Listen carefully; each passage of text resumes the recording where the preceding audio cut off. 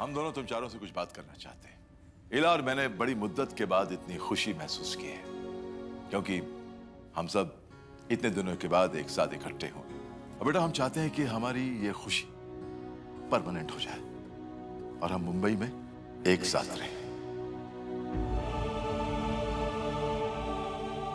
कहाँ? आपके उस छोटे से घर में? बापूजी, वो घर छोटा था, इसीलिए तो हम सब अलग रहने चले गए थे। नहीं बेटा, एक नए बड़े से 6 बेडरूम के फ्लैट में। और वो आप खरीदोगे? नहीं, हम सब मिलकर खरीदेंगे। देखो, मैंने एक फ्लैट देखा है, 5 करोड़ का है। अपनी सेविंग्स, पुराना घर, इन सबको मिल मिलाकर मैं 3-3.5 करोड़ कर लूंगा। बाकी का 1.5 करोड़ हम बैंक से लोन ले लेंगे, जिसकी किस्त लगभग हर महीने 1-1.5 लाख रुपया होगी, जो तुम सब मिलकर देते रहना, जितना किराया तुम अभी देते हो।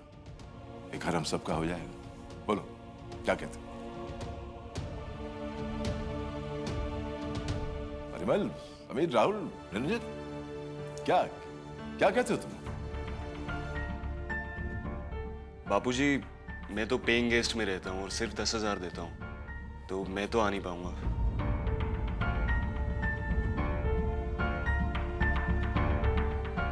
अच्छा, तो सिर्फ पैसों की वजह से ही ना बोल रहा है तू? नहीं तो तू चला जाता बापूजी के साथ रहने। बापूजी ने मुझसे कुछ पूछा, मैंने जवाब दे दिया। उसमें दखल अंदाजी करने की जरूरत नहीं है।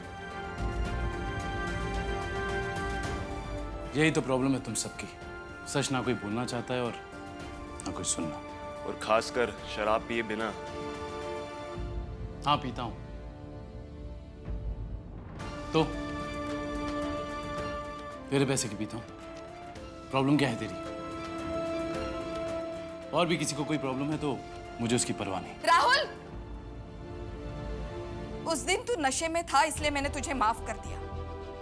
आज अगर तूने कोई बदतमीजी की ना,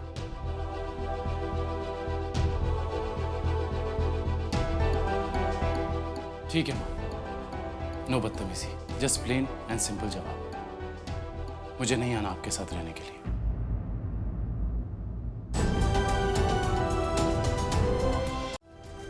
बापूजी, मुझे नहीं लगता कि आपके परम प्रिय निरंजन के अलावा आपके राज्य में कोई प्रजा बनकर रहना चाहे।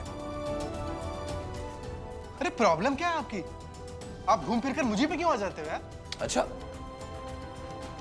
क्या गलत कह दिया मैंने? तेरे इस दिमाग के कैलकुलेटर में यही बात चल रही है ना कि बस सिर्फ किराया देना है, बाकी बिजली का खर्चा, राशन का खर्चा, सबसे छुट्टी। बोल, सही कह रहा हूं ना मैं? और तू तो अब ये भी भूल जाएगा कि इतने सालों से तू बापूजी के पीछे पड़ा हुआ है कि बेचो ये हवेली, मुझे मेरा हिस्सा दो, ताकि तू किसी बेवकूफी वाले बिजनेस आइडिया में उसे लुटा दे। बोल, भूल गया ना तू? हाँ बापूजी, मेरे इतनी बार कहने पर आपने मेरी बात नहीं मानी, तो मैं भी क्यों मानूं आपकी बात? मैं बिल्कुल नहीं आऊंगा आपके साथ रहने। वैसे तो मेरी समझ में सब कुछ आ रहा है, लेकिन फिर भी पूछती हूँ। Siddharth, listen to me, Yash joker है। सिद्धार्थ, तुम यहाँ कैसे आए? सिद्धार्थ, मेरी बात सुनो रोशनी, यश ही जोकर। चलो, मैं listen to me, damn it. Yash is the joker, मेरे पास वक्त नहीं है। सिद्धार्थ, तुम क्या बोल रहे हो? यश मेरा बेस्ट फ्रेंड है सिद्धार्थ, वो मेरे बचपन का फ्रेंड है। How could it be? और तुम कोमा में थे ना, तो ये सब पास वक्त नहीं है, वो सब एक नाटक था। इसलिए क्योंकि मैं चाहता था कि जोकर मेरे पास है और अपनी सच्चाई मेरे सामने रिवील करे, और वही हुआ। और यश इज द ब्लडी जोकर। हमारे परिवार के साथ अब तक जो कुछ भी हुआ है, तुम्हारे ऊपर जानलेवा हमले, आयशा की किडनैपिंग, सासू मॉम के ऊपर हमले, everything has been done by him. Please मुझे घर तक पहुंचा दो। इसके बाद मैं कभी कुछ नहीं मांगूंगी। प्लीज प्लीज मुझे घर तक पहुंचा दो। भगवान को याद किया और शैतान हाजिर, और वो इसलिए क्योंकि मुझे मेरा बदला लेने से भगवान भी नहीं रोक सकता। प्लीज मुझे मत मारो। देखो, मैंने थोड़ी ना तुम्हें मारा। तुम्हें बदला ही लेना ना, तो तुम निखिल से बदला लो, उसी ने तुम्हें मारा है। मुझे मार के तुम्हें क्या मिलेगा? मुझे मत मारो प्लीज। नहीं नहीं, खून के बदले कौन? पर माँ साहब, हम सब तो इसी घर के हैं, तो फिर हम परी और सत्तू को अलग करना क्यों चाहेंगे? हो ना हो, इन सब में इसी लड़की का हाथ है।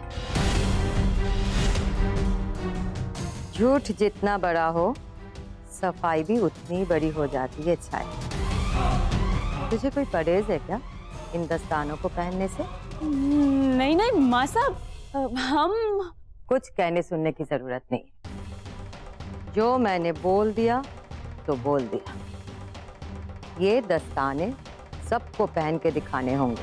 वो नंदिता ही थी माँ, जिसने मेरे पूरे परिवार को बर्बाद कर दिया। तो उसका अंत भी आपको निश्चित करना है।